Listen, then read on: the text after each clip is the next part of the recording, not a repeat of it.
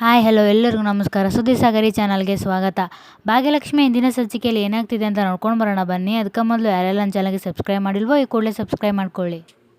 ಮನೆಯಲ್ಲಿ ತಾಂಡವ್ ಹೊಟ್ಟೆ ಹಸಿವಿನಿಂದ ಗೌರವ್ ತರೋ ಊಟಕ್ಕಾಗಿ ಕಾಯ್ತಿರ್ತಾನೆ. ಆಗ ಸಿಸ್ಟರ್ ಬಂದು, ತಾಂಡವ್ ನಿನಗೆ ಹುಷಾರಿಲ್ಲ ತಾನೇ, ಇಲ್ಲೇನು ಮಾಡ್ತಿದ್ದೆ, ಹೋಗಿ ಮಲ್ಕೋ ಅಂತ ಹೇಳ್ತಾಳೆ. ಅದಕ್ಕೆ ತಾಂಡವ್ ಫುಡ್ ಆರ್ಡರ್ ಮಾಡಿದ್ದೆ, ಬರೋ ತನಕ ಕಾಯ್ತಾ ಇದ್ದೀನಿ ಅಂತ ಹೇಳ್ತಾನೆ. ಅದಕ್ಕೆ ಶ್ರೇಷ್ಠ, ಏನು ಫುಡ್ ಆರ್ಡರ್ ಮಾಡಿದ್ಯಾ, ಆಗಲೇ ನಾನು ಹೊರಗಡೆ ಫುಡ್ ಆರ್ಡರ್ ಮಾಡಿದರೆ ಹೊರಗಡೆ ಫುಡ್ ಬೇಡ ಅದು ಇದು ಅಂತ ಹೇಳಿದೆ, ಈಗ ನೋಡಿದ್ರೆ ಮತ್ತೆ ಹೊರಗಡೆಯಿಂದನೇ ಫುಡ್ ಆರ್ಡರ್ ಮಾಡಿದ್ಯಾ ಅಂತ ಕೇಳ್ತಾಳೆ.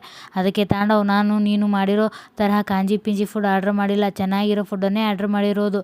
ಎಲ್ಲಿಂದ ಹೇಳು, ಅದೇ ಮನೆ ಊಟ ಗೌರವ್ ಎಲ್ಲಿಂದನೋ ಆರ್ಡರ್ ಮಾಡ್ತಿದ್ನಲ್ಲ ಅಲ್ಲಿಂದನೇ ಆರ್ಡರ್ ಮಾಡಿ ತರಿಸ್ತಾ ಇದ್ದೀನಿ ಅಂತ ಹೇಳ್ತಾನೆ. ಅದಕ್ಕೆ ಶ್ರೇಷ್ಠ, ತಾಂಡವ್ ಅವ್ರದ್ದು ಲೈಸೆನ್ಸ್ ಕ್ಯಾನ್ಸಲ್ ಆಗಿದೆ ಅಂತ ಹೇಳಿದ್ರಲ್ಲ, ಮತ್ತೆ ಅಲ್ಲಿಂದನೇ ಆರ್ಡರ್ ಮಾಡಿದ್ಯಾ ಅಂತ ಕೇಳ್ತಾಳೆ. ಅದಕ್ಕೆ ತಾಂಡವ್, ಗೌರವ್ ರಿಕ್ವೆಸ್ಟ್ ಮಾಡಿಕೊಂಡಿದ್ದಾನೆ, ಅದಕ್ಕೆ ಅವರು ಒಪ್ಕೊಂಡಿದ್ದಾರೆ. ಅವನು ಆಗಲೇ ಅಲ್ಲಿಂದ ಊಟ ತೆಗೆದುಕೊಂಡು ಇಷ್ಟರಲ್ಲೇ ಬರ್ತಾನೆ, ಇನ್ನೇನು ಬರೋ ಹೊತ್ತಾಯಿತು ಅಂತ ಹೇಳ್ತಾನೆ. ಅಷ್ಟರಲ್ಲಿ ಗೌರವ್ ಬಂದು ಸಪ್ಪಳ ಕೇಳಿ, ಗೌರವ್ ಬನ್ನಿ ಬನ್ನಿ ಗೌರವ್ ಅಂತ ಗೌರವ್ನ ಕೈಯಲ್ಲಿ ಇರುವ ಊಟದ ಕ್ಯಾರಿಯರ್ನ ತೆಗೆದುಕೊಂಡು, thank you so much Gaurav ಅಂತ ಹೇಳ್ತಾನೆ. ಅದಕ್ಕೆ ಗೌರವ್, ಸರ್ ನನಗೆ ಥ್ಯಾಂಕ್ಸ್ ಹೇಳಬೇಡಿ, ಆದರೆ ಅವರಿಗೆ ಥ್ಯಾಂಕ್ಸ್ ಹೇಳಬೇಕು, ಏಕೆಂದರೆ ನನಗೆ ತುಂಬ ಬೇಕಾದವರಿಗೆ ತುಂಬ ಹುಷಾರಿಲ್ಲ ಅಂತ ಹೇಳಿದ ತಕ್ಷಣವೇ ಹೌದು ನಾನು ಮಾಡಿಕೊಡ್ತೀನಿ, ಲೈಸೆನ್ಸ್ ಇರದೇ ಇದ್ದರೂ ಪರವಾಗಿಲ್ಲ ಅಂತ ಹೇಳಿ ಮಾಡಿಕೊಟ್ರು, ಇನ್ಫ್ಯಾಕ್ಟ್ ಫ್ರೀಯಾಗೇ ಮಾಡಿಕೊಟ್ರು ಅಂತ ಗೌರವ್ ಹೇಳ್ತಾನೆ. ಅದಕ್ಕೆ ತಾಂಡವ್, ಫ್ರೀಯಾಗೇ ಊಟ ಕೊಟ್ರಾ ಅಂತ ಕೇಳ್ತಾನೆ. ಅದಕ್ಕೆ ಗೌರವ್, ಹೌದು ಸರ್, ನೀವು ಹುಷಾರಾಗೋವರೆಗೂ ಅವರು ಫ್ರೀಯಾಗೇ ಊಟ ಕೊಡ್ತಾರಂತೆ ಅಂತ ಹೇಳ್ತಾನೆ. ಅದಕ್ಕೆ ತಾಂಡವ್, ಓ ಒಳ್ಳೆಯದಾಯಿತು ಅಂತ ಖುಷಿಯಿಂದ ಹೇಳ್ತಾನೆ. ಅದಕ್ಕೆ ಗೌರವ್, ಪ್ರತಿದಿನ ಅವರೇ ಕೊಡ್ತಾರೆ, ನಾನು ಕಾಲ್ ಮಾಡಿ ಹೇಳಿದ್ರೆ ಸಾಕು ಅಂತ ಹೇಳ್ತಾನೆ. ಅದಕ್ಕೆ Tandav, okay Gaurav thank you ಅಂತ ಹೇಳ್ತಾನೆ. ಆಗ ಗೌರವ್, ಸರಿ ಸರ್ ನಾನು ಇನ್ನು ಬರ್ತೀನಿ ಅಂತ ಹೋಗ್ತಾನೆ. ಆಗ ತಾಂಡವ್ ಕ್ಯಾರಿಯರನ್ನು ತಂದು ಬಹಳ ಆತುರದಿಂದ ಊಟವನ್ನು ತಾನೇ ಬಡಿಸ್ಕೊಂಡು ಗಡಿಬಿಡಿಯಿಂದ ಬಾಯಿ ಚಪ್ಪರಿಸ್ಕೊಂಡು ತಿನ್ನಲು ಶುರು ಮಾಡ್ತಾನೆ. ಇದನ್ನೆಲ್ಲ ನೋಡಿ ಶ್ರೇಷ್ಠ ತುಂಬ ಸಿಟ್ಟಿನಿಂದ ನಿಂತಿರ್ತಾಳೆ. ಆಗ ತಾಂಡವ್, ಹಬ್ಬ ಊಟ ಏನು ಸೂಪರಾಗಿದೆ ಗೊತ್ತಾ, ಇವರು ಮಾಡಿರೋ ಅಡುಗೆ ನಿಜವಾಗ್ಲೂ ಅಮೃತ, ಈಗ ಈ ಅಡುಗೆ ಮಾಡಿರೋ ಕೈ ಕಲ್ಪವೃಕ್ಷ, ವಂಡರ್ಫುಲ್, ಎಷ್ಟು ಒಳ್ಳೆಯವರು ಗೊತ್ತಾ, ಎಂಥ ಒಳ್ಳೆಯ ಗುಣ, ಹುಷಾರಿಲ್ಲ ಅಂತ ಹೇಳಿದ ತಕ್ಷಣ ಫ್ರೀಯಾಗಿ ಮಾಡಿಕೊಟ್ಟಿದ್ದಾರೆ, ಎಂಥ ಒಳ್ಳೆಯ ಗುಣ ಇರಬೇಕು, ಎಂಥ ಒಳ್ಳೆಯ ಮನಸ್ಸು ಇರಬೇಕು ಅವ್ರದ್ದು ಅಂತ ಹೇಳಿ ದೇವರಿಗೆ, ಓ ದೇವರೇ ಆದಷ್ಟು ಬೇಗ ಈ ಅಡುಗೆ ಮಾಡಿಕೊಟ್ಟವ್ರಿಗೆ ಬೇಗ ಲೈಸೆನ್ಸ್ ಸಿಗುವಂತೆ ಮಾಡು ಪ್ಲೀಸ್ ಪ್ಲೀಸ್, ಅವ್ರು ಯಾವತ್ತೂ ಚೆನ್ನಾಗಿರಬೇಕು, ಹಾಗೆ ನೋಡ್ಕೋ ದೇವರೇ ಅಂತ ದೇವರಿಗೆ ಬೇಡಿಕೊಳ್ಳುತ್ತಾನೆ.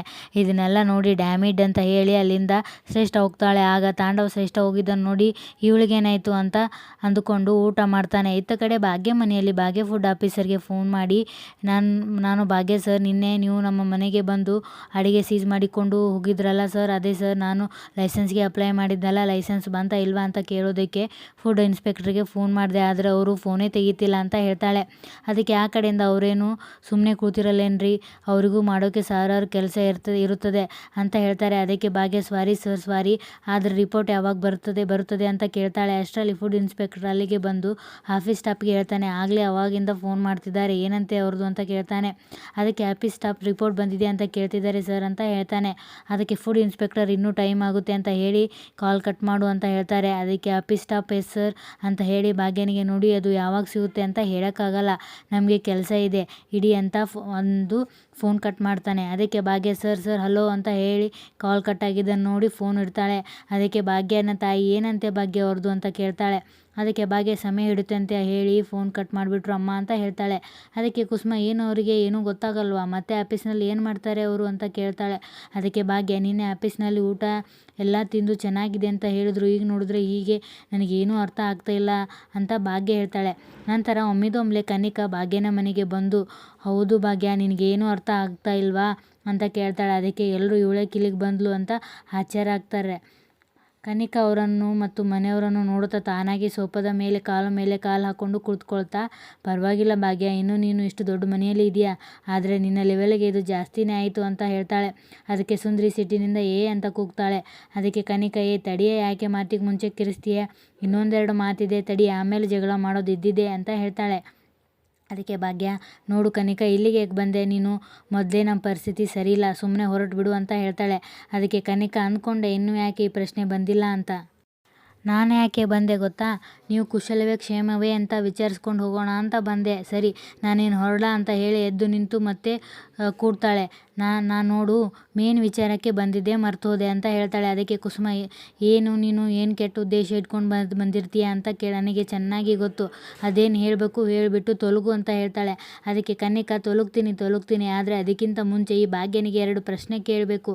ಭಾಗ್ಯ, ಹೇಗೆ ನಡೀತಿದೆ ಬಿಸ್ನೆಸ್ ಎಲ್ಲ, ಏನೋ ಲೈಸೆನ್ಸ್ ಇಲ್ಲ ಅಂತ ಸಮಸ್ಯೆ ಆಗ್ತಿದೆಯಂತೆ, ಸರಿ ಆಯಿತಾ ಅದು ಅಂತ ಕೇಳ್ತಾಳೆ. ಕೇಳಿದಾಗ ಎಲ್ಲರೂ ಅವಳನ್ನು ಸಿಟ್ಟಿಂದ ನೋಡ್ತಾರೆ.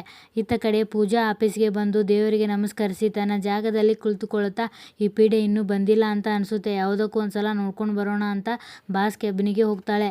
ಇತ್ತ ಅವಳಿಗಿಂತ ಮೊದಲೇ ಬಂದ ಕಿಶನ್ ಅವಳು ಎದ್ದು ಹೋದ ನಂತರ ಅವಳ ಕುಳಿತುಕೊಳ್ಳುವ ಸ್ಥಳಕ್ಕೆ ಬಂದು ಅವಳ 2 ಚಪ್ಪಲಿಗೆ ಬಾರ್ಗಳನ್ನು ಕಿತ್ತು ಹಾಕ್ತಾನೆ. ಇತ್ತ ಪೂಜಾ ಇನ್ನೂ ಬಾಸ್ ಬಂದಿಲ್ಲ ಅಂತ ಸಂತೋಷದಿಂದ ಮತ್ತೆ ತನ್ನ ಜಾಗಕ್ಕೆ ಬರ್ತಾಳೆ. ಅವಳು ಬರುವಷ್ಟರಲ್ಲಿ ಕಿಶನ್ ಪೂಜಾಳ ಕುರ್ಚಿ ಹತ್ತಿರ ಇದ್ದುದನ್ನು ನೋಡಿ ಪೂಜಾ ಗಾಬರಿಯಾಗಿ ಬಂದು ಇಲ್ಲೇನು ಮಾಡ್ತಾ ಇದೀಯಾ ಅಂತ ಕೇಳ್ತಾಳೆ. ಕೇಳಿ ತನ್ನ ಚಪ್ಪಲಿ ಬಾರ್ ಕಿತ್ತೋಗಿರೋದನ್ನು ನೋಡಿ ಯಾಕೆ ನನ್ನ ಚಪ್ಪಲಿ ಕಟ್ ಮಾಡಿದೀಯಾ ಅಂತ ಕೇಳ್ತಾಳೆ. ಅದಕ್ಕೆ ಕಿಶನ್ ನಾನೆಲ್ಲಿ ಕಟ್ ಮಾಡಿದೆ, ಇದೇ ಚಪ್ಪಲಿ ತಾನೇ, ನಿನ್ನೆ ನನ್ನ ಕಾಲು ತುಳಿದಿದ್ದು ಕರೆಕ್ಟಾಗಿದೆ ಈಗ ಅಂತ ಹೇಳ್ತಾನೆ. ಅದಕ್ಕೆ ಪೂಜಾ ನೀನೇ ಮಾಡಿರೋದು ಅಂತ ನನಗೆ ತುಂಬ ಚೆನ್ನಾಗಿ ಗೊತ್ತು, ಏನದು ಹಿಂದೆ ಕೈ ಹಿಂದೆ ಬಚ್ಚಿಟ್ಕೊಂಡಿರೋ ಅಂತ ಕೇಳ್ತಾಳೆ. ಆಗ ಕಿಶನ್ ಇದು ಆ್ಯಪಲ್ ಕಟ್ ಮಾಡೋಕ್ಕೆ ಚಾಕು ಇದೆ ಅಂತ ಹೇಳಿ. ಆದರೂ ಪೂಜಾ ಪಾಪ ನಿನಗೆ ಈ ಥರ ಆಗಬಾರ್ದಿತ್ತು, ನಮ್ಮ ಜಿಮ್ಮಲ್ಲಿ ಇಲಿಗಳ ಕಾಟ ಜಾಸ್ತಿ ಆಗಿಬಿಟ್ಟಿದೆ, ಕಡಿಮೆ ಮಾಡಬೇಕು ಅಂತ ಹೇಳಿ ಅಲ್ಲಿಂದ ಹೋಗ್ತಾನೆ. ಅದಕ್ಕೆ ಪೂಜೆಗೆ ಬೇಜಾರಾಗಿ ಆತನ ಮೇಲೆ ಸಿಟ್ಟು ಬರುತ್ತದೆ ಮತ್ತು ಎಷ್ಟು ಕಾಸ್ಟ್ಲಿ ಸ್ಲಿಪ್ಪರ್ನೊಂದು ಎಲ್ಲ ಹಾಳು ಮಾಡಿಬಿಟ್ಟ ಅಂತ ಬೈದ್ಕೊಳ್ತಾಳೆ. ಇತ್ತ ಕಡೆ ಭಾಗ್ಯ ಮನೆಯಲ್ಲಿ ಭಾಗ್ಯನಮ್ಮ ಸುನಂದ ಇವಳು ಇದೆಲ್ಲ ನಿನ್ನ ಕೆಲಸನಾ ಅಂತ ಕೇಳ್ತಾಳೆ. ಅದಕ್ಕೆ ಭಾಗ್ಯ ಅಂದ್ಕೊಂಡೆ ಇದ್ದಕ್ಕಿದ್ದಾಗೆ ಮನೆಗೆ ಫುಡ್ ಇನ್ಸ್ಪೆಕ್ಟರ್ ಬಂದುಬಿಟ್ಟು ಲೈಸೆನ್ಸ್ ಬಗ್ಗೆ ಕೇಳ್ತಿದ್ದಾರೆ ಅಂದರೆ ಇದ್ರ ಹಿಂದೆ ಏನೋ ಇದೆ ಅಂತ, ನಿಂದ ಇದೆಲ್ಲ ಕೆಲಸ ಅಂತ ಕೇಳ್ತಾಳೆ. ಅದಕ್ಕೆ ಕನ್ನಿಕಾ ಅಯ್ಯೋ ಭಾಗ್ಯ ಸುಮ್ಮನೆ ನನ್ನ ಮೇಲೆ ಡೌಟ್ ಪಡ್ತೀಯ, ತಪ್ಪಲ್ವಾ, ನಾನೇನೂ ಮಾಡಿಲ್ಲ, ಭಾಗ್ಯ ಬರೀ ಫುಡ್ ಇನ್ಸ್ಪೆಕ್ಟರನ್ನು ಕೇಳಿದೆ, ಭಾಗ್ಯ ಮಾಡೋದು ತಪ್ಪಲ್ವಾ ಅಂತ, ಮಿಕ್ಕಿದೆಲ್ಲ ಅವರೇ ಮಾಡಿದ್ರು ಅಂತ ಹೇಳ್ತಾಳೆ. ಅದಕ್ಕೆ ಧರ್ಮ ಏನಮ್ಮ ಇದು ನಿನಗೆ ಬೇಕಾಗಿರೋದು ಏನು, ಪಾಪ ಯಾಕೆ ನಮ್ಮ ಸಸ್ಯ ಜೀವನದಲ್ಲಿ ಇಷ್ಟೆಲ್ಲ ಆಟ ಆಡ್ತಾ ಇದೀಯಾ ಅಂತ ಹೇಳ್ತಾರೆ. ಅದಕ್ಕೆ ಕನ್ನಿಕಾ ಅಯ್ಯೋ ನಾನೇನು ಮಾಡಿದೆ ಸರ್, ನೀವ್ಯಾಕೆ ನನ್ನ ಮೇಲೆ ಸುಮ್ಮನೆ ರೇಗಾಡ್ತಿದ್ದೀರಾ, ನಿಮ್ಮ ಸೊಸೆಗೆ ಕಾಮನ್ ಸೆನ್ಸ್ ಅನ್ನೋದೇ ಇಲ್ವಾ, ಅಲ್ಲ ಲೈಸೆನ್ಸ್ ಇಲ್ಲದೆ ಯಾರಾದರೂ ಬಿಸ್ನೆಸ್ ಮಾಡ್ತಾರಾ ಹೇಳಿ ಅಂತ ಕೇಳ್ತಾಳೆ.